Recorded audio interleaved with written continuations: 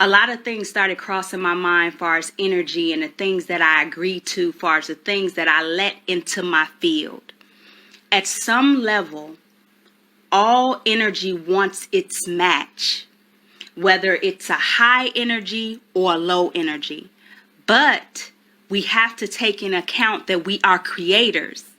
And by us being creators, we agree to what is in our field.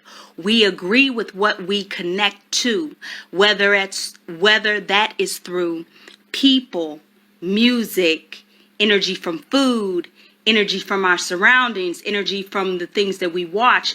We agree to those things. It can be on a minute level or just an outright I know what I'm doing type of level, you know? Some energy that we agree to is hidden, and we don't always know and see what we're agreeing to. So in those type of cases, it's hard for us to actually pinpoint what is in our field.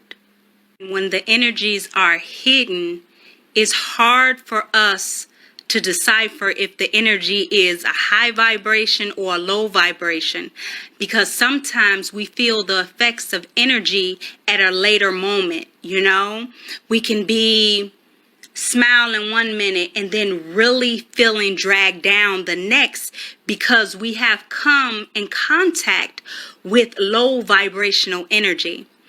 And something about energy and atoms. We'll talk a little bit about atoms.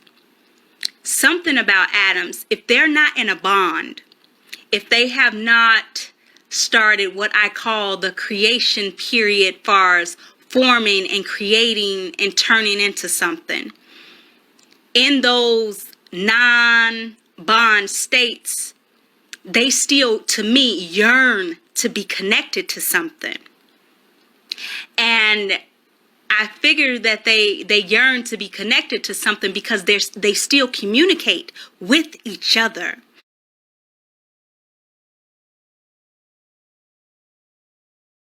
They still send information to other atoms, even if they're not bonded to anything. To me, in my understanding, atoms want to be bonded. Energy wants to be in the same space as a like-minded energy source, you know? They like that balance, you know? So if it's a low vibrational frequency, it's going to seek something that's like it, you know? And sometimes we come down. Some people want us by our physical energy, wanting to be in that like state. Sometimes we can meet individuals that is a low vibration and they want to bring us down to their level.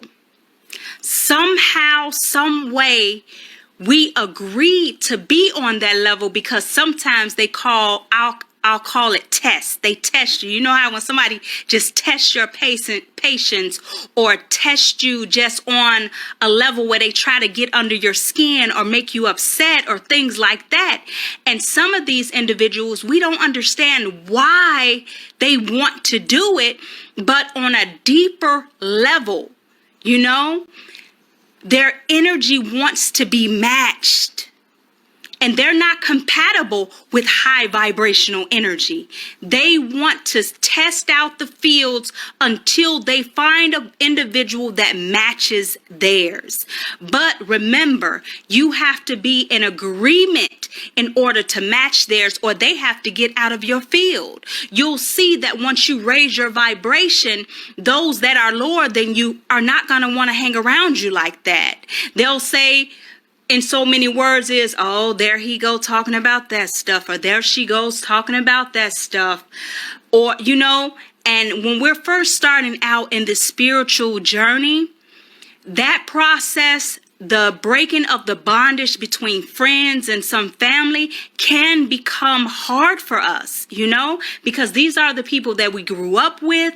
These are the people that we say know us more and this and so forth. And to speak a little on that, they know the other versions of you. And as you ascend and, grow more and more, different types of versions of you will emerge. Don't ever let someone tell you that you cannot change or grow. The version that you see today may not be the version that you see 5 years from now, 10 years from now, or even 20 years from now. You are forever evolving. That is our state. That is how it's supposed to be. We are supposed to be accelerating and evolving and ascending. So you can always change. It's always up to you if you want to do so. And when it comes to energy and us agreeing to a certain vibration, it's our choice if we do so. Once we notice it, it's certain triggers that we have to be mindful of, far as us personally. It's certain buttons. When they say you keep pushing my buttons, those are your cues to let you know what's going on internally, what you dislike, what makes